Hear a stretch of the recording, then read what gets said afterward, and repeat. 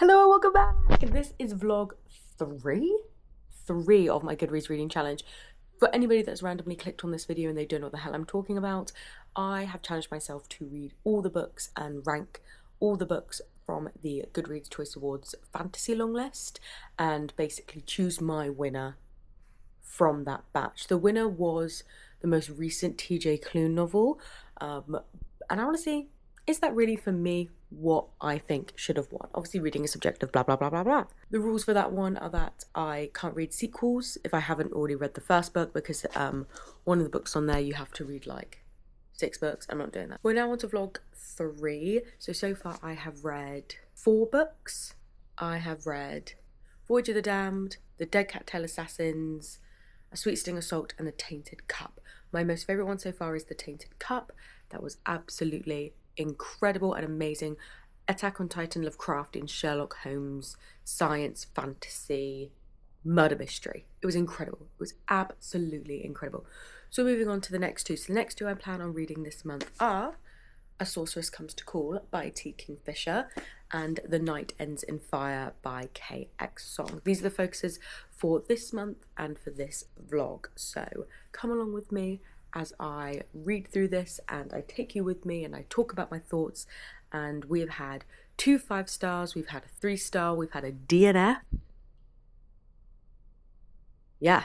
So the focus for now is A Sorceress Comes to Call by T. Kingfisher. This is a very loose retelling of the Goose Girl. I have not heard of the Goose Girl fairy tale, so this is very similar to when I read another book. What was it? I can't remember, but A Sweet Sting of Salt. A Sweet Sting of Salt, which was also part of this challenge, which was one of the first books that I read. It was the first book I read on this challenge, was a retelling of The Selkie Wife, which I had no knowledge about that story, which I think added to the enjoyment. So I'm not looking up the original story.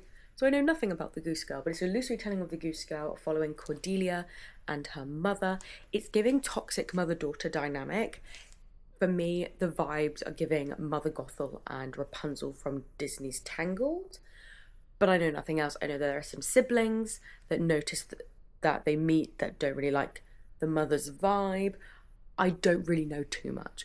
We are going into this completely blind because I think that's the best way to do it. And we are off. So despite I filmed the intro to this vlog yesterday, but we're only getting round to reading it. So I'm about to jump into A Sorceress Comes to Call. I've said this title so much that I feel like the title doesn't make sense in my brain anymore. The goal for today is to read the first 50 pages and start off that way and see how I feel. I'll update you in about 50 pages or so unless something crazy happens that I want to discuss. When I'm reading, I like to put up like a themed bit of music on YouTube. So what have we got? Soundtracks. I've got a lot of like music for the summer in the 80s, Japanese city box. Oh, that's not what I want. Fantasy music, Coastal Village, Magic at Sea. I like Magic at Sea. This doesn't really give Magic at Sea, but I'm liking the look of it. Oh, it's a fucking ad. These ads are so fucking long. I'm muting it. These ads are so long. Why are you so long? I upload on YouTube. I feel like if I upload willingly on YouTube, I should be exempt from ads. Oh, this is beautiful.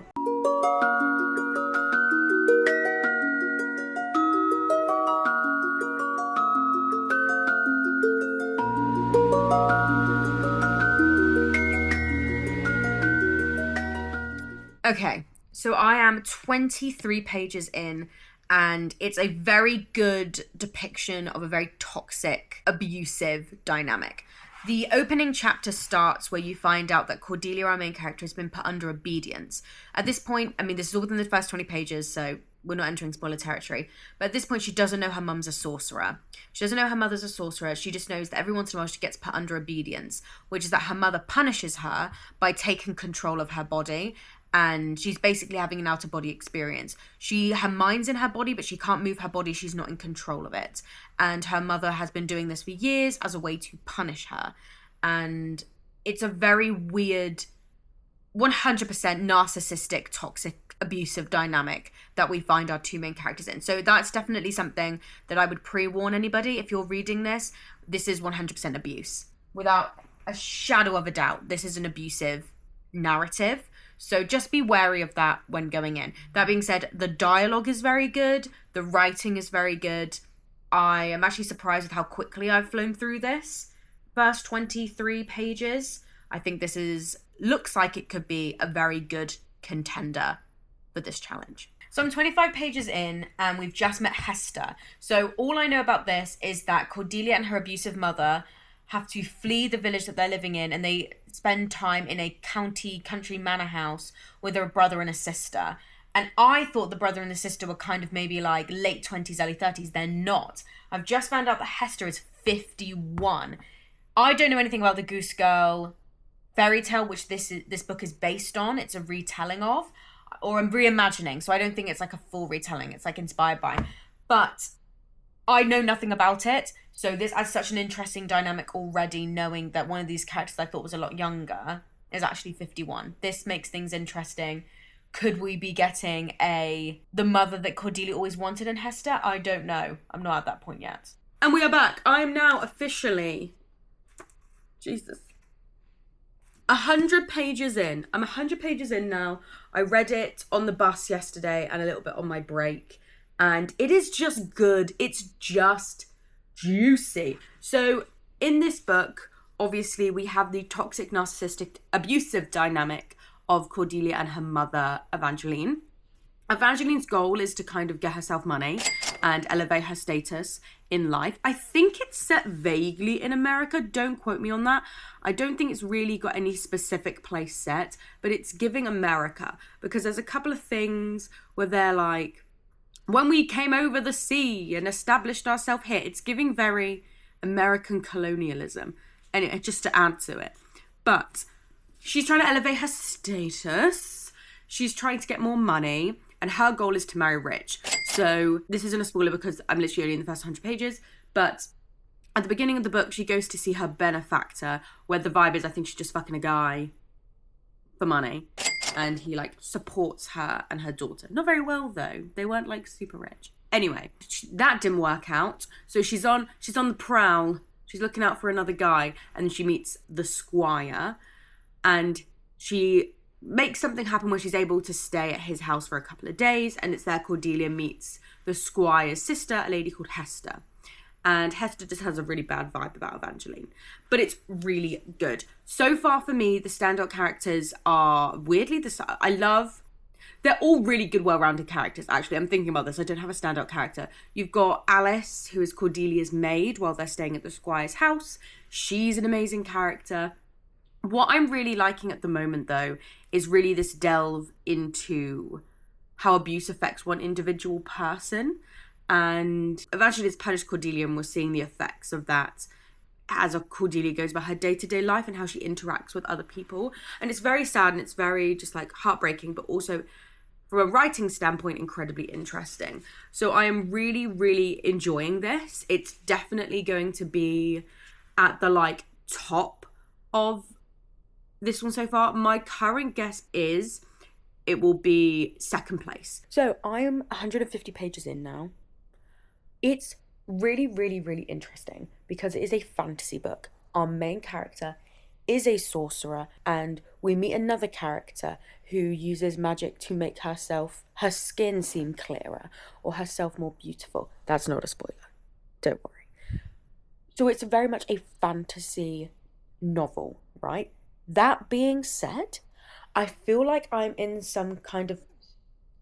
like a season of the Gilded Age or Bridgerton, less on the romance part, but more kind of historical sense, even though like at least one of our main characters is a very powerful sorcerer. If she is able to go into the body and control the body and essentially the mind of somebody, a very powerful sorceress. A lot of the book is more just like historical scandal, inner house dynamics, interpersonal dynamics, intrigue. It's really, and that's what I'm actually weirdly enjoying about it more, is less the fantasy and more the Downton Abbey-esque vibe, that kind of historical, I don't know what to say. It's just like, it feels very historical fiction. It's not set in any specific place or time or anything like that, but it's the focus is more on the interpersonal play between the characters. Evangeline's trying to get a husband. Hester knows this. Hester's trying to make sure it doesn't happen because she doesn't trust her. Then there's this whole thing where she's really connecting to Cordelia. And it's actually less about the magic and more about the people and the characters. And this kind of like discussion about marriage and money and all of this. And obviously the theme about narcissistic, abusive parents. But it's so good. And I think T. Kingfisher is so good at these like low-level fantasy books where a lot is happening, but what is happening is not the magic. The magic is in the focal point. It's in the background, it helps the story go along, but the focus is the characters and them trying to check in on each other. I'm really enjoying it. I didn't think I was going to enjoy a kind of character focus where, like a fantasy book where the magic is not the main point. I'm really enjoying it, and I feel like I could recommend it to like old ladies who are like, love reading things inspired by Downton Abbey. And I'd be like, listen, I know it's a fantasy book, but a lot of it is this sister trying to make sure that her husband doesn't propose to this very obviously evil woman. Loving it. So, so good. Trying to remind myself how far ahead. So I am just over halfway of reading A Sorceress Comes to Call. It is so good. It is genuinely so good. Let me place you here with my really shitty angles. One thing about me and this channel, I'm going to give you all the angles in the world. So, Sorceress Comes to Call. How many pages am I in? 210 pages in. There are like 370 pages. It is so good. The first half, and I've said this before, but the first half is very low fantasy. The focus is more on the kind of, I can't remember. Hold on. Let me fucking Google this because I've been trying to find the word for this for ages. So often comedy of manners, country house novels. It's that kind of vibe. So I've mentioned it before that the first half is very much Gilded Age, Downton Abbey, kind of like Jane Austen vibe of a woman is trying to find her way in the world and marry rich. Just so happens she's an evil fucking witch and is abusing her daughter in the process, right? But it's the first half is very much following the daughter of the witch and the sister of the man that the witch is trying to get with, and they're trying to go about polite society in the best way that they can while also trying to stop this evil witch. But it is very like we sit in parlor houses and we like match wits with like a sprinkling of magic. It's not really intense fantasy. And then you get halfway through. And T. Kingfisher ups the fucking ante and is like, hey guys, I won a bunch of horror awards. Did you remember that? Okay, well, you will now. And so good. It's now shifted the book. Well, the book was very much kind of that historical fiction piece. It's vaguely set in America, I believe, that she's not really tied it down, but very much just like human interactions, aristocracy or like rich people just kind of sending barbs at each other and the kind of upstairs below stairs, you know, kind of gossiping. Now it's shifted into, oh, okay, maybe we're seeing a little bit more from these characters and that what their true forms are now, and how are we going to now tackle the last half. So it was really good, and I really enjoyed the slower pace element of just the conversational kind of stories with sprinklings of magic.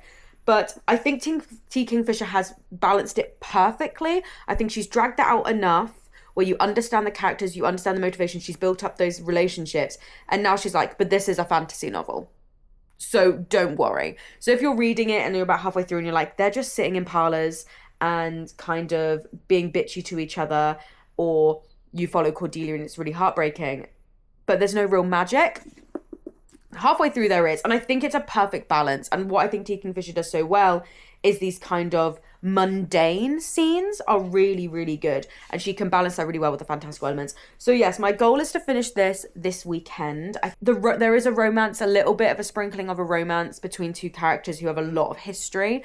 Kind of like right person, wrong time vibe, if you're a fan of that. That is really good. I'm nervous about our two main characters, and I want them to do really, really well and survive and live to tell the tale. So we'll see. I'm intrigued. I don't know anything about the Goose Girl story, but my thing is maybe the witch will turn Cordelia, one of our main characters, into a goose. And because our other main character, Hester, has raised geese for her entire life and she knows geese very well, she'll be able to tell that she's like a human turned into a goose rather than an actual goose. That's kind of how I think it might end. I think Cordelia is going to finally stand up to her mum. Her mum's going to turn her into a goose and send her off to slaughter, and Hester's going to be like, I know geese, and that's not a goose. That is a human turned into a goose, or something like that. I've read an extra 21 pages, and I'm not going to say anything for spoilers because I do believe in being spoiler-free. But what I will say is that Hester's brother Samuel, the one who Evangeline the witch is trying to get her claws into, is a fucking idiot. But he's got a heart of gold, and that's what I think is probably so, like, disastrous about this whole book in a good way, is the fact that, like, everyone is trying to protect this really stupid dude, but he's so kind-hearted. There's a scene where, like, something happens and I can't tell you what, but instead of basically making the decision for himself, he knows that it will affect his sister in some way, so he goes to speak to her and he's like, Henny, I just want to let you know that this is what's been said to me, and I will go with what you say, and I need your permission before I say anything because I love you and I respect you and I want you to be happy. And you're like, you're just a nice guy and you're being fucked over. Anyway, shout out to the brother. Samuel, he's just a nice guy. He just maybe thinks with his penis a bit. Yeah, absolutely. I was going to read my book, but I don't want to. No, I'm happy for you to read. No, but it's more like I have to vlog before it and I get embarrassed. I get embarrassed weirdly when it's I'm gonna hide you from the camera. Are you videoing it? Yeah, right now. No, you're good. I am 75% of the way through. 75 or 78% of the way through A Sorceress Comes to Call. I have about 100 pages left, or like 95 pages left. The goal is to finish this before I head off today and wrap up this amazing reading experience. It definitely was a kind of book that I didn't expect to be so low stakes. I was not expecting that in the slightest. I love how small the story is. It's just affecting one group of people. It's not affecting the wider world. It is a beautiful kind of magical version of, as I've said so many times, Downton Abbey or the Gilded Age and things like that. It's really good. But we are in the final 75%. In the last half, the fantasy elements have increased. So if you're reading the first half and you're a bit like, there's not much magic here, do not be disappointed. She ups the ante. But I actually think what makes this book so good is the characters are so great that I forgot that I was meant to be reading a fantasy novel. I was just like, oh my god, is Evangeline going to marry the squire? I need to know. So really, really good. But we are at the final bit. I want to finish this before I head off today. My friend Morgan is doing an author talk. My goal is to, I don't know when I'll then read my next one, which is Ends of Night and Fire, but I'm going to read this and then, yeah, you'll get my final thoughts, and then you won't, well, I don't know when I'll next be reading my next book, The Night Ends in Fire, but then for you guys, you'll see me literally in 2 seconds reading The Night Ends in Fire. But I'm very excited to get to the end of this, but also really sad to get to the end of this. I'm about 30 pages away from the end, and it was already kicking off, but it's kicking off more, and I'm like stressed. There was an element in this book where I was very close to reading the last couple of pages just to know that a character survived. That's how much I like these characters.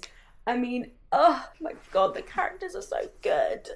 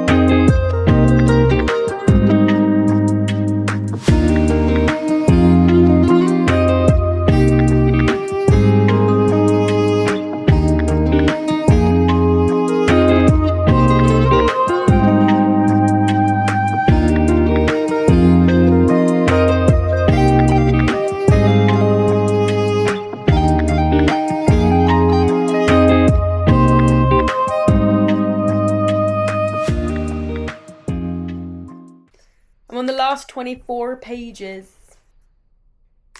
How long is that going to take you? 6 minutes? Maybe like 20 24 minutes. 20 seconds page sounds alright. Yeah. Got this. Oh no!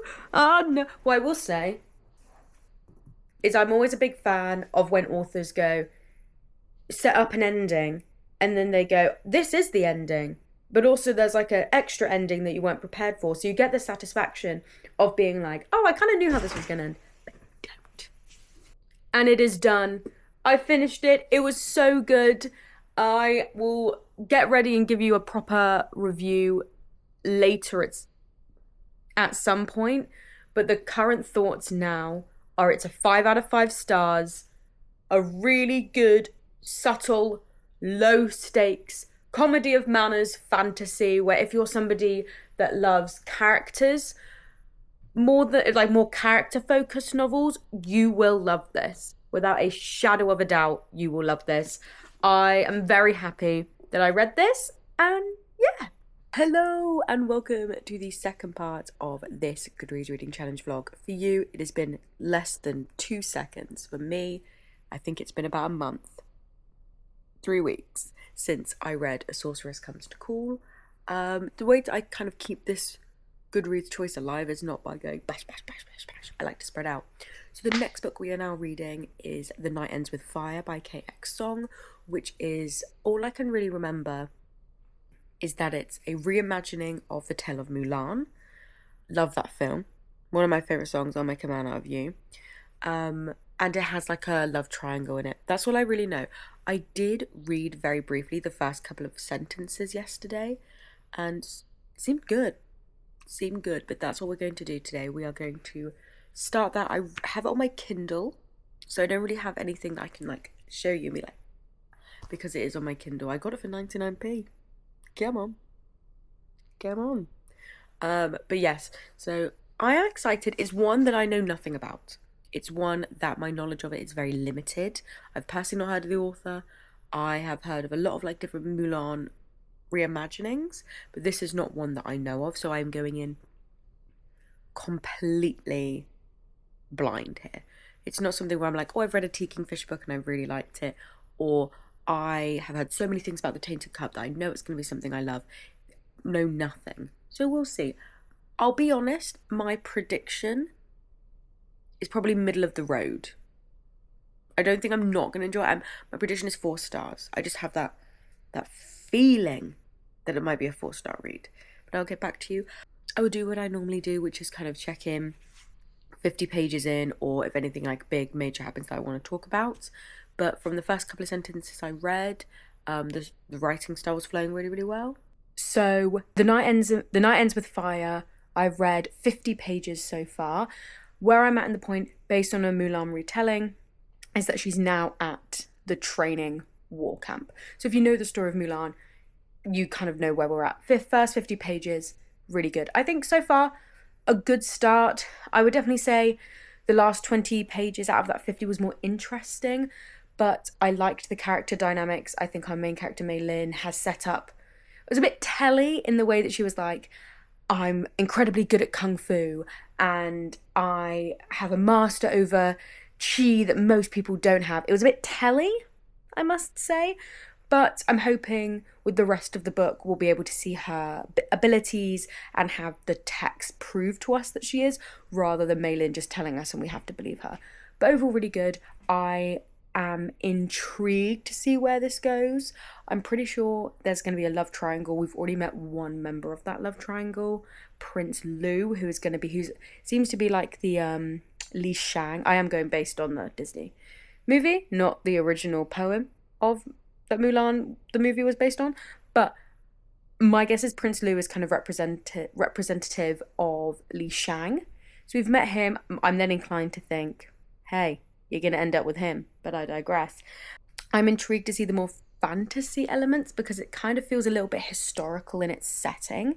It's set during the collapse of the Wu dynasty and it's the 3 kingdoms, so it has a historical-ish setting. I don't know my Chinese history that well, so I apologise. But I'm excited to get to the fantasy elements of it. There seems to be a little bit more about Mei Lin's mother's past and her abilities and what that might mean for Mei Lin. So yes, but so far, first 50 pages, very good. Gets you into the world, you understand where you're at. what to expect. I just hope it kind of picks up the ante now. Hello, so a little bit of an update. I've only read 100 pages so far of The Night Ends with Fire. I know, it's been many days. My thing was I left my camera with my sister the other day, and I didn't want to read any more of The Night Ends with Fire just in case something really exciting popped up and I wanted to talk about it. So I didn't do that. I was like, no, thank you. Then started another book, kind of reading Where the Axe is Buried by Ray Naylor, which would be a good shout for the sci-fi award for Goodreads this year. But I'm loving it. I'm loving it so much, and it's highlighted to me how much I'm like, about The Night Ends with Fire. It's not DNF worthy. It's better than that. I don't think I'm going to DNF it, but I'm not as obsessed with it, which is a bit of a shame. So we'll see what happens. I'm going to finish Where the Axe is Buried and then go back to The Night Ends with Fire. And hopefully I'll kind of, after some time away, be a little bit more obsessed with it. There's just like, it's fine. And that's nothing wrong with a book. Sometimes you just need books that are fine. But right now it's very middle of the road vibes in terms of like a rating. Hello, welcome back. I always find that the first book gets so much content talking about it, but the second book not as much, and it always feels like it's the second book that gets DNF'd more than the first. I am 120 pages now into The Night Ends with Fire, and there is not anything necessarily wrong with it. It's fine. It's not bad. My desire to continue reading it is a little bit low. I think unfortunately I made the issue where I went on a break and I tried to read something else and hoped, because I was not engaged really in the first 100 pages. I was just like, it's fine. So I was like, let me take a break, read something else and come back to it, which I've done. Shouldn't have done it because now what's happening is my brain has moved on. My brain's moved on. My brain is ready for something else and now cannot focus on this book. There is nothing inherently wrong. I really like the main character, but that's probably the only thing that I like. I think the main character is good. It's just an element of like, for me, it's how much do I want to keep picking that book up, and I keep seeing all the other books I've got planned and I kind of don't want to. So I'm giving myself today, read a little bit more, see how I feel. If I'm still not grabbed, I'm just gonna DNF it for now. I think it's good. It's a book I would recommend to people. If you want something that's less gory and dark as The Poppy War, that's what I would definitely recommend it with. And I really like the main character. Issues with, there's a lot of telling you the character's really cool. We're now finally seeing her be really cool. But that first 100 pages was just a lot of like, I'm a master of Kung Fu and da-da-da-da-da. And you're like, cool, when are you going to show me that? But that does happen later in the book. The rest of the characters are fine. I don't know. I think it's just an element of like, sometimes books are just fine. And that's nothing wrong with you. It's nothing wrong with the book. It's not a disastrous book in any means. You're not an awful reader. It's just sometimes books are fine. And that's how I feel about the book. But fine is not enough, considering the fact that I still have like 8 to 10 books left to read. Fine is not enough. So I think I might DNF it, but I'm going to give myself today one final last chance. If I still feel a little bit like I just really don't have any energy or want to read it, then I will DNF it. But I feel bad because then that's 2 DNFs. Okay, so I did not finish The Night Ends with Fire. I didn't even read it today. I was just reading The Watchmen by Alan Moore, which I'm enjoying.